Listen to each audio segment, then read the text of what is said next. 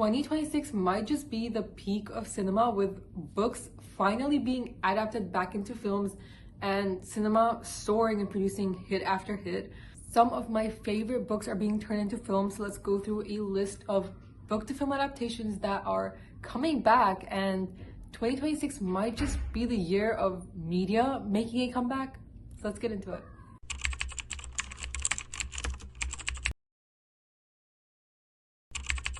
The first book is a book that I actually discovered this year and an author that I completely fell in love with this year, and that is The Bodyguard by Katherine Center. This is an iconic rom-com. I talked about it in my very first YouTube video. Katherine Center is truly the Nora Ephron of the book world, with her books being so iconically hers, containing the classic rom-com elements, but also having a very unique twist. The setups are always very different and very peculiar and interesting, but they seem to always work, and her characters just feel so raw and real and relatable. And is being adapted with Leighton Meester starring as Hannah and Jared Padalecki starring as Jack, and I genuinely cannot wait for this one. Hannah is a protective executive agent, aka a bodyguard for super rich people, and she looks super harmless, but she could actually kill you with a dinner knife. And Hannah is not doing too well. Her mother recently passed away and her boyfriend dumped her roughly around the same time, and so she's reeling from grief and wants nothing more than to just escape to Seoul, of course, high stakes mission. Her boss is like, nope, and she's forced to stay in Houston, Texas to protect Jack Stapleton. Jack is actually a A-list celebrity who faced a tragedy in his past and has kind of just been laying low since then. And he's in Houston to be with his mother while she recovers from cancer. He has a stalker situation, and so he needs a bodyguard. Enter Hannah. Hannah obviously has to pretend to be his girlfriend so she can be around him, because his family doesn't know that he has a stalker situation. And so we have a reverse bodyguard situation, a fake dating situation in Houston, Texas, with some of that country vibe. I'm so excited for this one. This is actually one of my favorite books, and I can't wait to see it come on the big screen. The next book we have is People We Meet on Vacation, which is, of course, an Emily Henry tale and probably my favorite Emily Henry book. So I am, as you can probably expect, really excited for this one. The trailer looks so good too. Emily Henry, I'm pretty sure, was a part of the film process, so I'm hoping that it sticks to the book. Alex and Poppy have been friends since college, and every year they go on an annual trip together, except 2 years ago something happened that kind of ruined their friendship.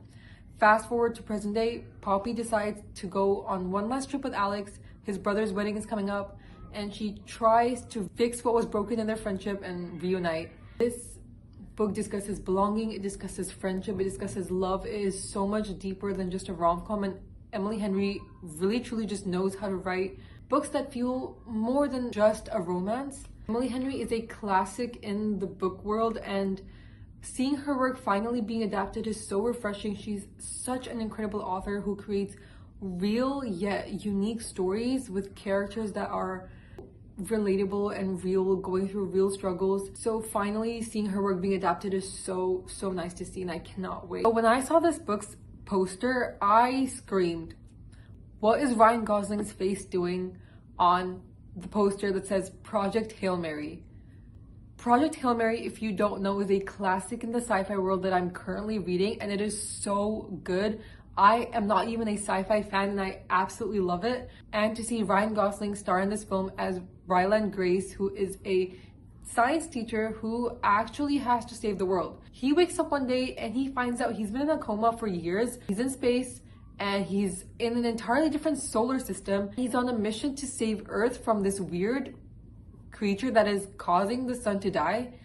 It is such an epic book, and of course so cinematic, can so easily make a great film. The fact that Ryan Gosling is in this, I really have high hopes, because I love a lot of his films and I feel like he's such an incredible actor. As far as I'm aware, Andy Weir, who is the author of this book, was also a part of the filming process, so I really hope that it stays true to the book. I cannot wait for this one. It looks incredibly epic. Our main character's personality is also very unique. It has so much background to it. As I'm reading it, there are so many layers to the story, so I can't wait to see it being adapted on the big screen.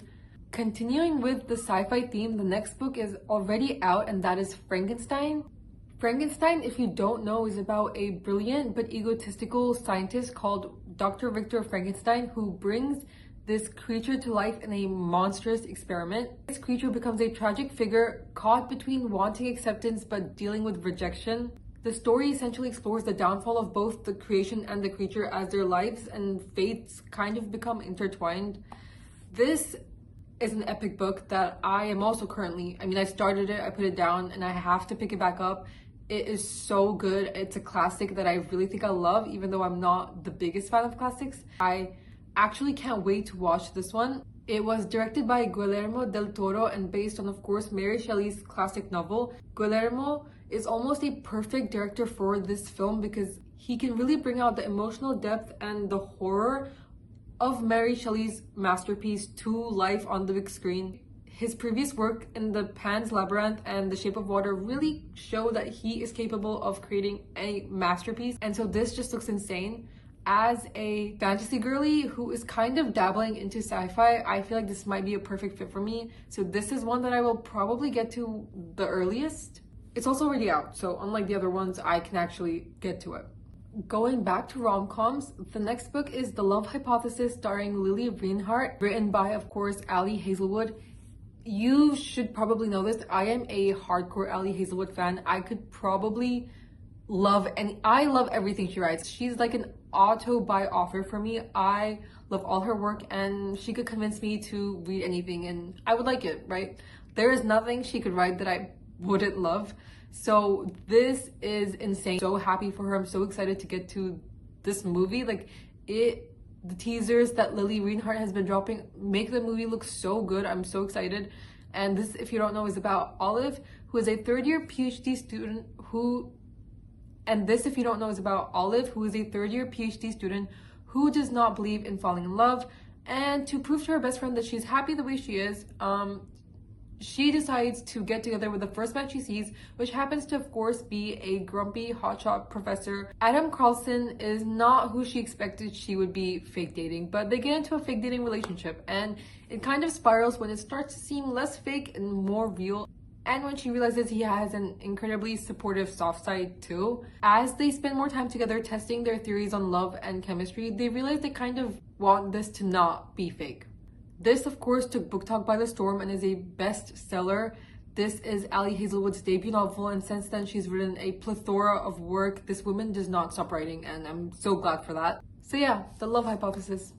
The next book is a book that I actually haven't heard a lot about, and the movie is one, again, that I haven't heard a lot about, but that is The Ballad of a Small Player. We follow Doyle, who is a corrupt British lawyer that flees his country and is now spending his days gambling at the baccarat tables in Macau, or Macau. I butchered that name, let me check. Yeah, Macau's glittering casinos. I still feel like I'm butchering that name. He lives a haunted existence, moving between dimly lit hotels and casinos and watching his fortunes rise and fall with the cards until he meets a mysterious woman. When he meets Dao Ming, an enigmatic Chinese woman who seems to offer him both love and money, his life changes in mysterious ways. This is based on Lawrence Osborne's novel, which I actually have not heard much about, and it sounds really intriguing. I think I will pick this up. There are many films and books that have this kind of setup, so I'm intrigued to see what it brings to the table and if it does anything unique or different with this. And I'm really excited to kind of step into a crime world. That's that way. No. I'm really excited to step into a fictional crime world. I haven't read anything like this in a while or watched anything like this in a while, so it might be different in time for a switch up. This has apparently been compared to classics and is a mix of Lost in Translation and Casino Royale, which is a very interesting and unique mix, and I feel like the literary element might be something unique it can offer. I have no idea, and I want to get to the book so I can obviously read the book before I watch the film. Lastly, we have Sunrise on the Reaping by, of course, Suzanne Collins. This is just a book that I feel like everybody is looking forward to. The Hunger Games have returned and we're back in that world. We're back in Panem, and this time it's the 50th Hunger Games where twice as many tributes will be reaped. And this is, of course, Hamish's backstory. We figure out how he became a cynical mentor. The stakes are twice as high, and young Hamish has been torn away from his family and all the people that he loves to fight in these games that he wants nothing to do with. When his name is called, he is distraught. He's thrown into the arena with 3 other tributes from District 12, and he realizes the game is rigged against him. He's been set up to fail, but something inside him wants to fight, not just for his survival, but for something more. And I feel like this will be heartbreakingly sad but also very, very powerful and empowering. A fight against justice, which is what Suzanne Collins is best at writing. I can't wait. I can't wait to be back in this world. I can't wait to just see what Suzanne Collins does with this book. Yeah, these are some of the books that I'm super excited to see be turned into films. I feel like we have so many iconic books being adapted into films in 2026, and one has already come out in late 2025. Let's see what 2026 holds for us, and not just in films and books, but also in our own lives. I'm so looking forward to the future, and I hope you are. I hope you're doing well. I hope you're taking care of yourself. I hope you enjoyed this video and found a book that you want to pick up before the film comes out. I will see you next week very soon. Till then, take care. Bye.